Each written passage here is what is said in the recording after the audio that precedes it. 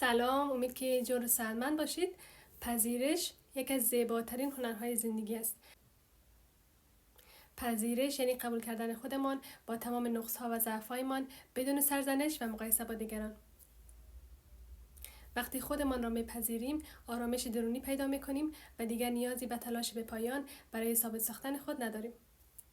پذیرش دیگران نیز به معنای احترام گذاشتن به تفاوت‌ها و مسیر زندگی هر انسان است. هر فرد تجربه و داستان خود را دارد و با درک و بخشش دل خود و دیگران را سبک می‌سازیم.